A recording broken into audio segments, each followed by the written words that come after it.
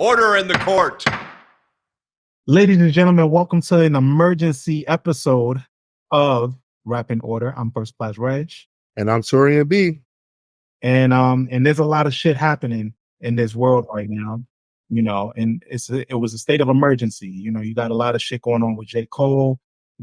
Is he in the big three? Is he not? Is there a big two now? But we're here to recap it. We're gonna talk about how we feel about it, and T, where's your stance? Like, even before you get the stance, let's do like a quick recap, right? So obviously we know the ripple effects of everything came from the Kendrick verse. Yeah. Kendrick verse, the Like That verse, not just any verse. It's been number one for 2 weeks in a row on a big record on Billboard. This record as number one in the world, which is big. That doesn't happen anymore.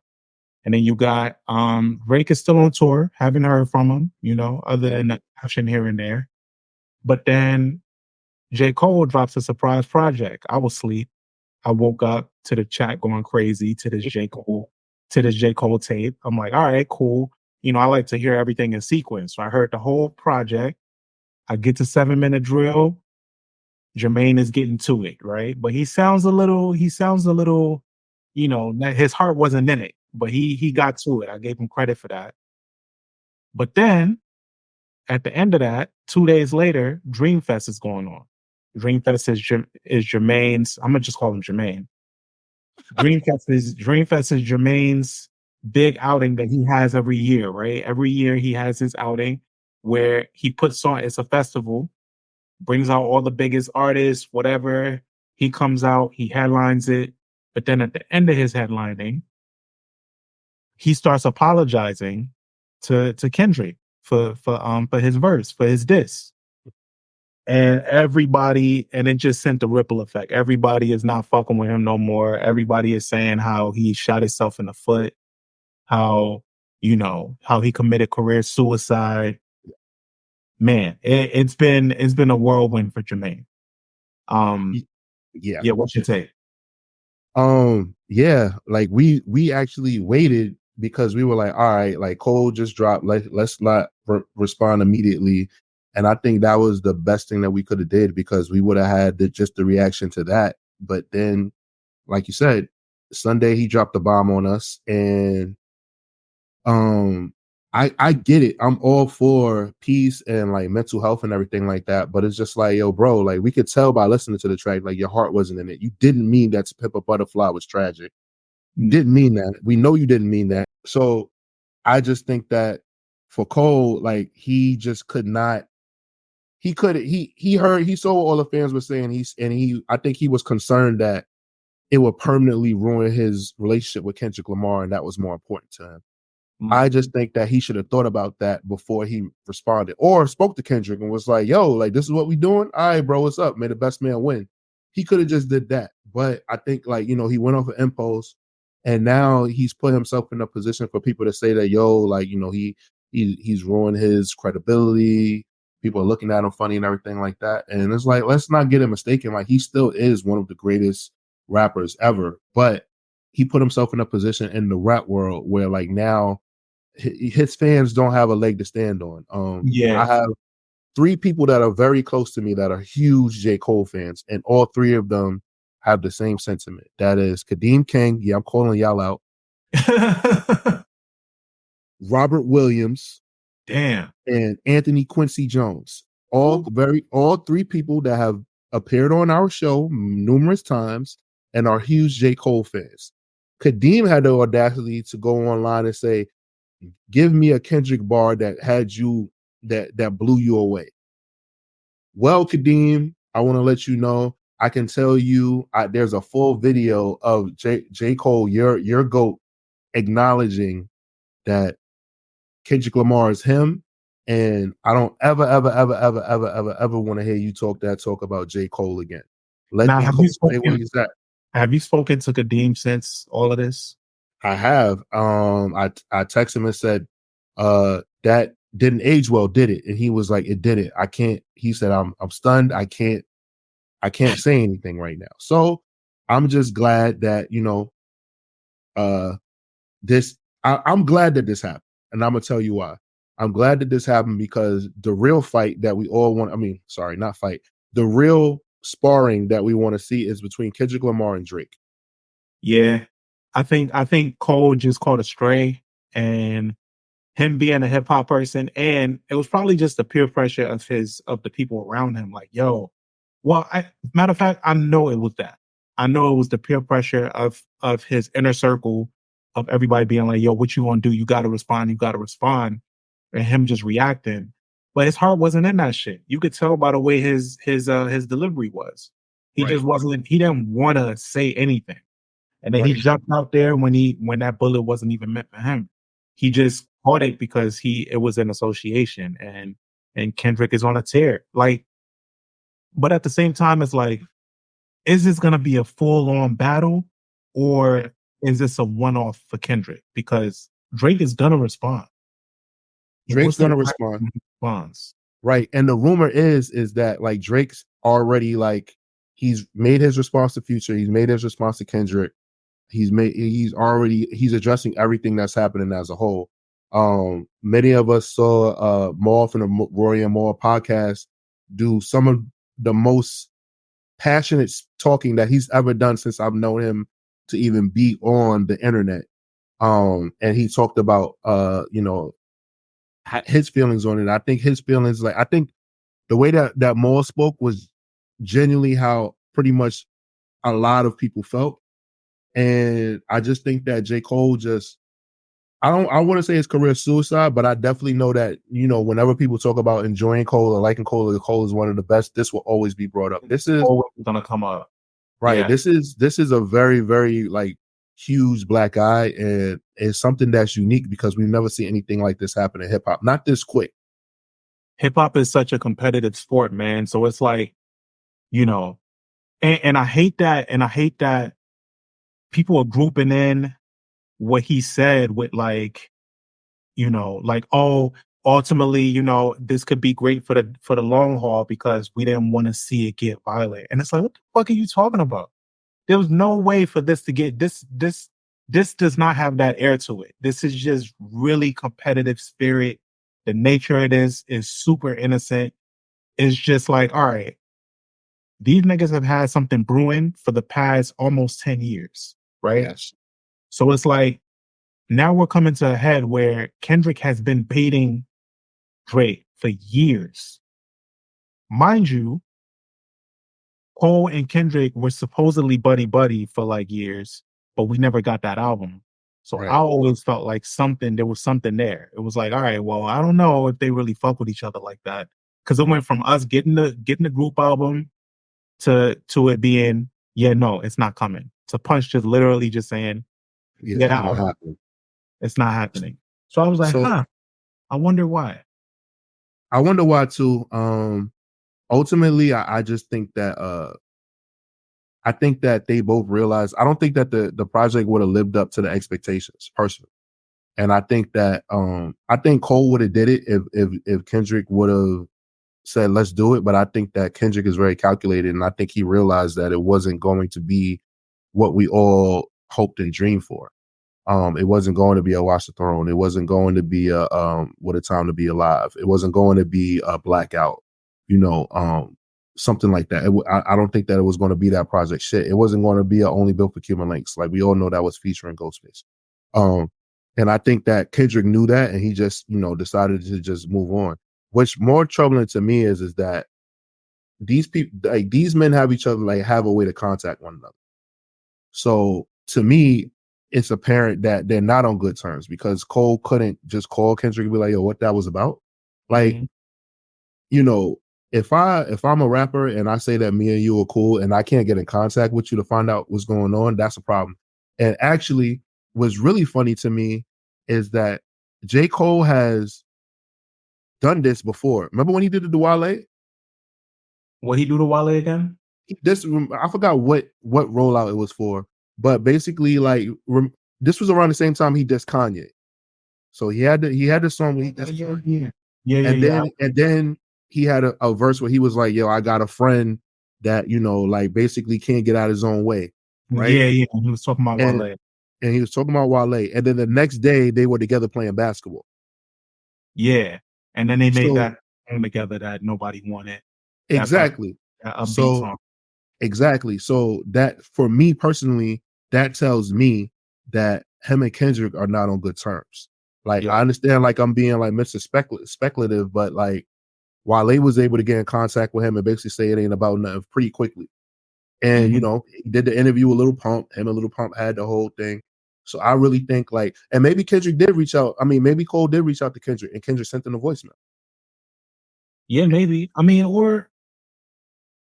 or I think he probably knows, and probably after he sat with it, he was like, "Yo, one, this record is not that good, and I'm seeing niggas is tearing me up online. So I should probably back away from this because it's in essence, it's not really about me. So what we gonna do? Just keep teaming this nigga like as like it progresses. Like how is it like it's not about me and I jumped out the window. I think that's one. Okay. Two, I think he saw down the line that, he looked at it and was like, these niggas have way more history in this. There's no way for me to progress in this. There's no winning for this. I think Cole, when it comes to his shit talking, which is it's become a big part of his content for the past 4 years. But I think when it comes to that, it's all about like the way that he saw it is like, yo, me, Drake, and Kendrick are those niggas. Mm-hmm. Any of y'all outside of this bubble can't fuck with us, and y'all better not say nothing. And I think he's seeing it that way. He was trying to create this safe bubble for himself with Drake and Kendrick, Mm-hmm. and in that bubble, there's turmoil. So it's like he can't really do anything with that. It fucks up his whole thing because it's like I feel like the whole time he was interrogating and trying to get niggas to come at him that were outside of the big three. Right. You know? So did you hear the clip with Maul and Rory? Yeah, I heard a couple clips with them so far. Okay, so did you hear when he mentioned that when he spoke to Drake and asked Drake like, "Yo, are you going to be at Dreamville?" Yeah. And Yeah, Drake yeah. And he responded, said, yo, like, should I? Or whatever. Like, it's weird now, whatever. "Yeah, that's quite interesting because like Drake is like a very like honest person. So like Drake pretty much let it be known like, yo, I don't know where this dude's head is at." Like, Yeah, yeah, yeah, yeah. And that, I mean, but that lets you know too that like none of these niggas is as close as we think they are. Like at all. Yeah. it's all just monetized friendships. It really Right. is. Right. And that also leads me into this segue, right? Future and Drake in Yeah, Metro Boom. yeah. So that lets me know, like that's the thing that's getting lost in the sauce here. The most current catalyst for all of this is Future and Metro making an album called "We Don't Trust You," and then the album that we're going to get on Friday night, "We Still Don't Trust You," is about Drake. So like people are losing that part of it, and I think we're going to find out more on Friday. But it's very interesting to me.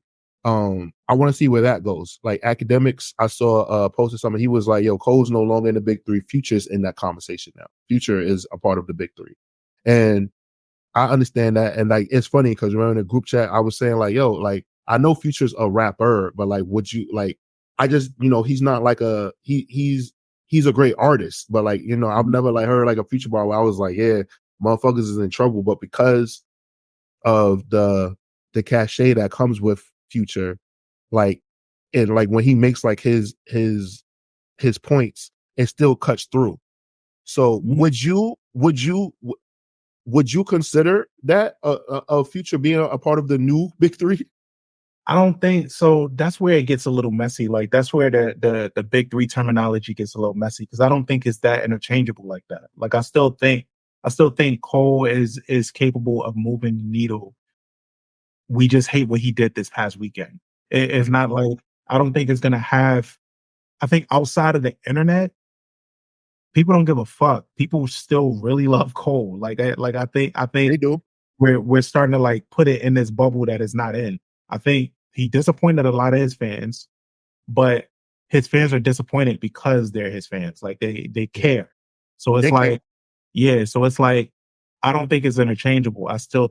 I still think Cole is very much in the big three. I think the conversation just shifts on his placement because a lot of people but his rapping the past 4 years have been saying, "Yo, he's the best rapper. He's Shit. been it as a We rapper."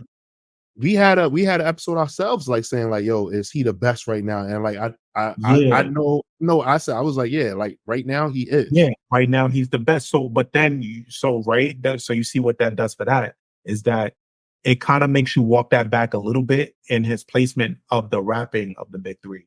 So, like that's all it does. I think he's still very much in the three. Like Yeah. I don't think with Chris Bosh and D Wade and LeBron niggas took Chris Bosh out of the big three. It was just like he's there, but you very much know he's number three. That's a good analogy because of the big three, Chris Bosh gave up the most, Yeah, you know what I'm and saying? he's the least celebrated. Yeah, but nobody ever took him out of it. It was Yeah, like he's there, you you're right, know. right. So You like know, so I think that's what it is with Cole. Like Cole has his placement, but he's still the big three. He still did what he did. He still celebrated. You can't just unwrite that from this past weekend. okay. So moving along now, I want to talk about Wale and Meek Mill. Yeah. So WrestleMania weekend, Philadelphia. I was there. Great weekend. Wale and Meek Mill cross paths. Wale interacts with Meek Mill's son. Later, a picture surfaces of of Wale with one of Meek Mill's former friends, a guy. His name is Dean. He's very prominent in Philadelphia, and he's done a lot of things that are like unforgivable as far as someone that used to be your best friend. Meek Mill sees this and he goes on Twitter on a tirade, just saying that, I knew Wale didn't like me. Like, look at this snake shit, like, and everything. And, just going off. Right. And then, Wale, comes out, uses his big words, makes fun of Meek like he always does. He always kind of like, in a way, like says like Meek is a little dumb. Yeah. So for many people, they're like, yo, Wale is wrong. Like, why is he like hanging out with somebody that he clearly knows is Meek Mill's ops and everything? And me and LaShawn, First Class Seat, LA, had a back and forth about it. And LaShawn got me to come around to see his point of view. He's just like, yeah, it's a harmless photo. Wale, he's not in the streets and everything like that. But still, no matter what, Wale has to know that they're like, even if they're no longer a part of MMG, they're always looked at as a team. And pretty much knowing that Wale knows better. Wale's not a unintelligent person, so he knows how it looks. I don't think Wale posted the picture, but Deem obviously did. So, with that being said, I think Meek Mill made a mistake going online. I thought Wale posted that picture in like his weekend recap of like, oh, Oh, like he great. did. Okay, so I'm wrong. I think so. So yeah, I'm Because then wrong. So yeah, because didn't isn't that where Meek screenshotted it from? you're probably 100% right. I'm wrong. You're right. So I think with that being said, I think Meek has a right to feel away. I just don't think but I also think that Meek doesn't like Wale in general. I think he tolerates Wale and just Yeah. knows like, all right, it ain't about nothing. But Meek just don't like Wale because there's too many times like where anytime Wale does something that Meek doesn't like, Meek has gone onto the internet to talk about it. But Wale has also alluded to the fact of me and Meek are not friends. We'll never be friends. We don't get along. Like, but there is no real beef. So, it They've is what it is. tried. Yeah, they've Yeah. tried. But I just think that for the both of them, whenever there is like a time for some things to be said, they don't hold back. And then eventually like they like they'll kiss and make up or whatever like that for whatever, like Rick Ross will get them together and everything like that. But So okay, go ahead. So yeah, I stand corrected.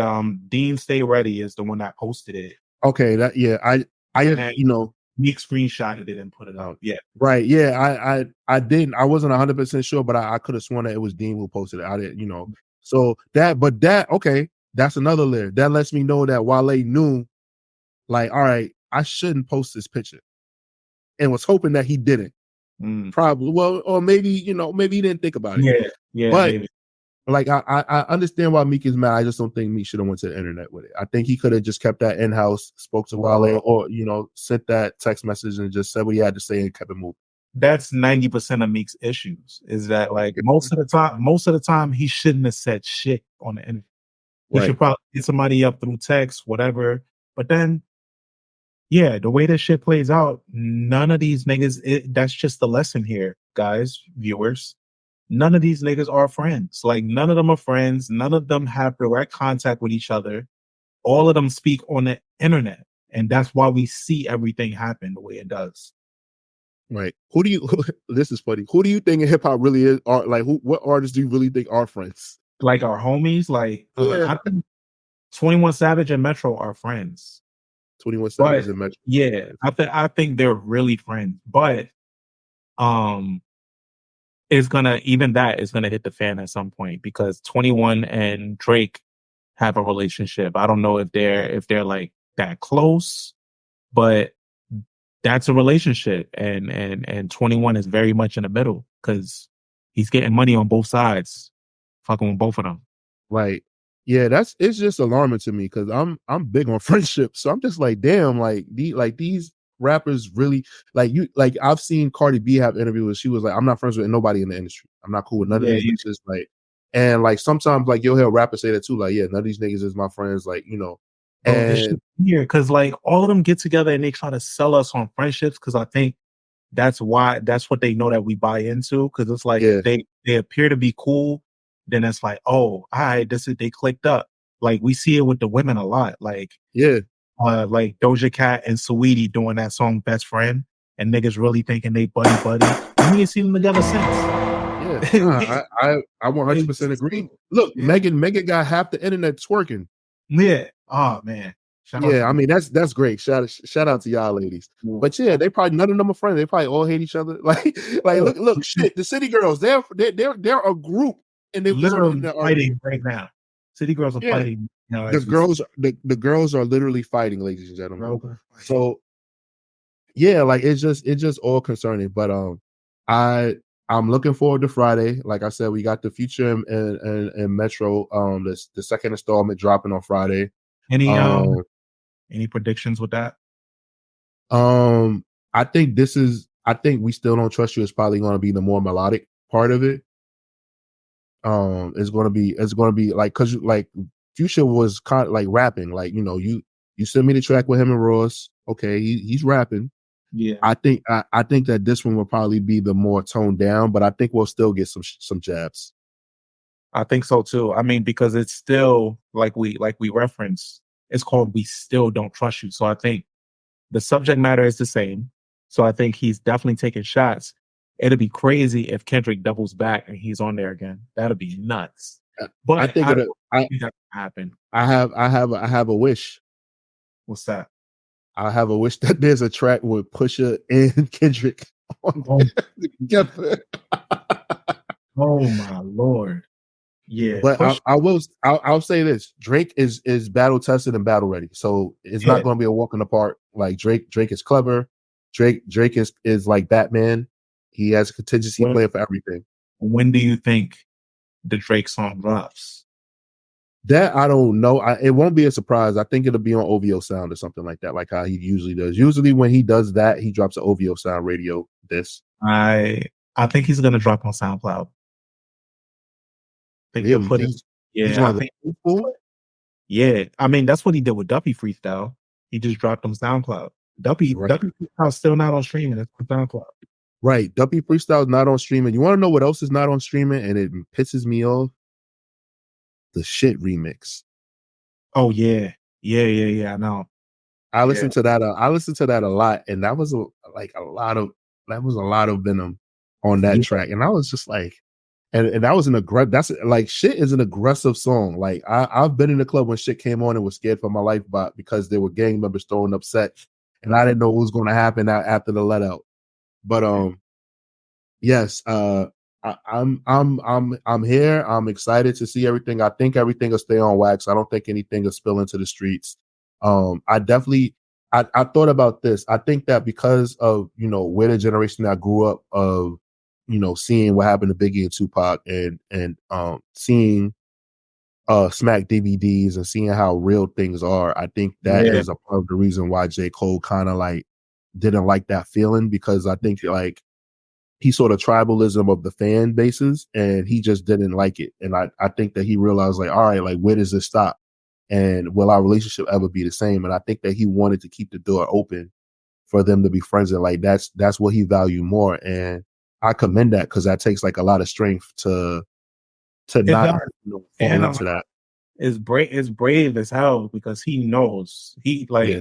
I'm pretty sure he could have predicted how it played out, where like how it was received of him getting up there and apologizing, because niggas didn't want that. And Yeah.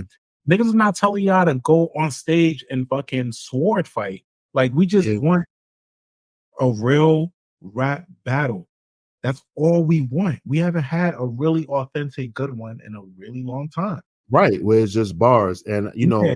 Creative it's, exchange of words, you know.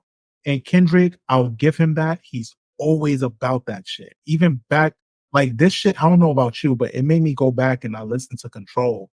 I listen to Control and I'm just like, damn, like this nigga, like his name was the first one he called. yeah. Goes for Yeah. Jermaine, old Big Crit, Wale, like it was the first name, and then he said Drake's name, and he said all these people. He said, "Yo, I got love for y'all, but I'm trying to murder y'all niggas." And then even in him saying, like Kendrick has not been one to be grouped in with this new generation or his generation for a minute. He said, No. "Who's the best MC? Kendrick, Jay-Z, or Nas?" Like he's been putting himself in that. The rest of y'all new niggas, just new niggas, don't get involved. Like, he's been trying to separate himself from his class for over a decade. Yeah, absolutely. And I definitely I mean, I am, I like Kendrick the most of the big three. J. Cole has definitely grown on me, and I definitely felt like J. Cole was getting to that point where he did have like the argument that he is the best MC. And I still think that he does. It's just that it's unfortunate that he gracefully bowed out. Now, I think if anybody jumps out the window and tries to get at him about this, any other rapper, he's gonna put them in their place. But it just won't be. But it just won't. It won't be well. It won't be well received. I just think for whatever reason he didn't want to go at it with Kendrick. I don't know why. I don't know. I don't know. I don't know what that was about. But I think anybody else he'll go toe to toe with. But also, I wouldn't be surprised if Drake like throws a little jab at Cole as well. I know that sounds far fetched, but I feel like something's gonna come out of that. Some people say there's a couple jabs at Drake on this Might Delete Later. Yeah, I gotta go back and hear. I gotta go back and double listen for that one. But yeah, man, emergency episode. It was needed. Yeah. We didn't want to leave you guys without hearing our thoughts like in real time. Sometimes maybe we need to do emergency episodes more often, because this feels good. I mean, yeah, and also there's gonna be more emergency episodes down the line because the way shit is going right now, it's gonna be we're gonna need to reconnect Yeah. about this shit. Yeah, man, I definitely agree. But we can wrap it up. Yeah, man. So shit, we'll see how shit goes this Friday. Lord willing. I mean, we'll be back at it. I'm First Class Reg. And I'm Taurian B. We're out here, y'all. Catch you guys next time. Dun dun.